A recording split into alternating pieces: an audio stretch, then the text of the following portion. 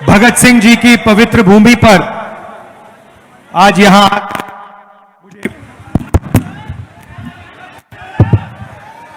आकर मुझे बहुत खुशी हो रही है। आप यहां गर्मी में आए, दूर दूर से आए, मेरी बात सुनने आए, इसके लिए आप सबको दिल से धन्यवाद करता हूं और आपका यहां स्वागत करता हूं। भाइयों और बहनों, ये जो चुनाव है, इस चुनाव में पहली बार हिंदुस्तान की इंडिपेंडेंस के बाद पहली बार संविधान पर आक्रमण हो रहा है।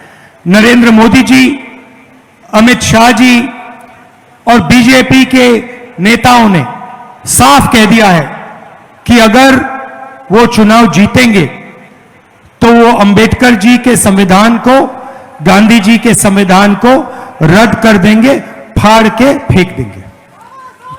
अब सबसे पहले ये जो संविधान है, ये सिर्फ एक किताब नहीं है।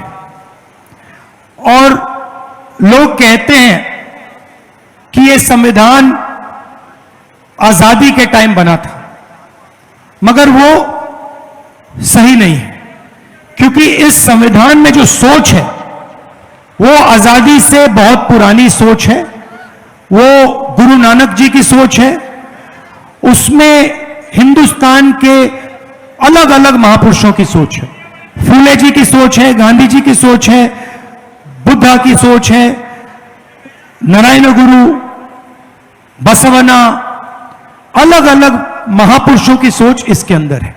और जब बीजेपी के लोग, आरएसएस के लोग इस पर आक्रमण करते हैं तो वो हिंदुस्तान के इतिहास पे, हिंदुस्तान की हिस्ट्री पे, हिंदुस्तान का जो दिल है उस पर आक्रमण कर रहे हैं।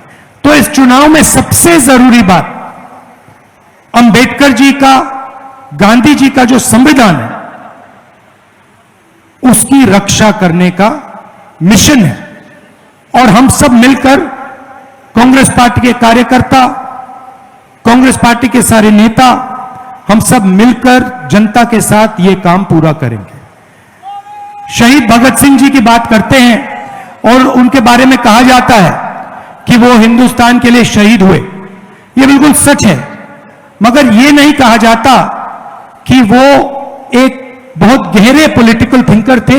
और अगर आप उनकी सोच को देखें तो उनकी भी सोच संविधान में रिप्रेजेंटेड है।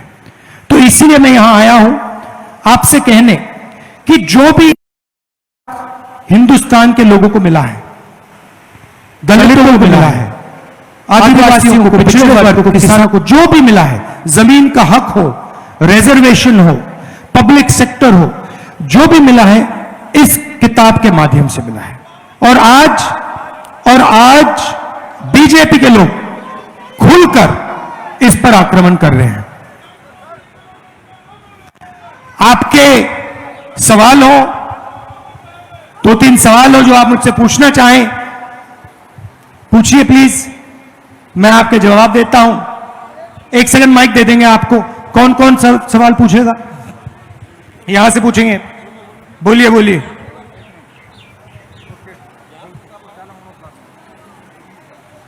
अब बोलो, पूछो पूछो। वाहेगुरु दा खालसा, वाहेगुरु दी फतेह। बेनती ये है भी तुसी असी तुहानू कामयाब बनावांगे। नरेगा वालियां बीबियां दी 400 रुपया दिहाड़ी होने चाहिए आ। बच्चे साडे भुखे मरदे आ, उन्होंने नौकरियां दवो। उन्होंने बच्चों की जिंदगी ज़्यादा खराब हुई हो, नशे तुसी बंद कराओ। देखिए, थोड़ी थोड़ी मैं पंजाबी समझ जाता हूं तो कोशिश करता हूं। हमने मैनिफेस्टो में लिखा है कि नरेंद्र मोदी जी ने 22 लोगों के लिए सरकार चलाई है, अरबपति बनाने का काम किया है। मजदूरों को आज मनरेगा में 250 रुपए मिलते हैं। 4 जून के बाद हिंदुस्तान के सब लोग जो मनरेगा में काम कर रहे हैं उनको 400 रुपए मिलेगा। हमने ये कह दिया है, हम इसको कर देंगे। दूसरी बात, आशा और आंगनवाड़ी में जो महिलाएं काम करती हैं उनकी जो आमदनी है, हमें लगता है कि वो बहुत कम है। 4 जून के बाद उसको भी हम दुगना कर देंगे। और आखिरी बात, सरकारी ऑफिसेज में, पब्लिक सेक्टर में नया फैशन बना है कि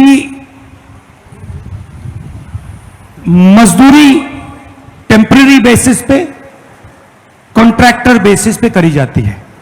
हम इसको बंद करना चाहते हैं। हम चाहते हैं कि अगर कोई भी सरकारी ऑफिस में काम करे, पब्लिक सेक्टर में काम करे, तो वो कॉन्ट्रैक्ट बेसिस पे काम ना करे, वो परमानेंट बेसिस पे काम करे, उसे इज्जत मिले, रिस्पेक्ट मिले, पेंशन मिले। तो ये भी हम करने जा रहे हैं सरकारी ऑफिसेज में। और पब्लिक सेक्टर में हम ठेकेदारी प्रथा को बंद कर रहे हैं और परमानेंट, जो पहले होता था, परमानेंट नौकरी हम फिर से दिलाने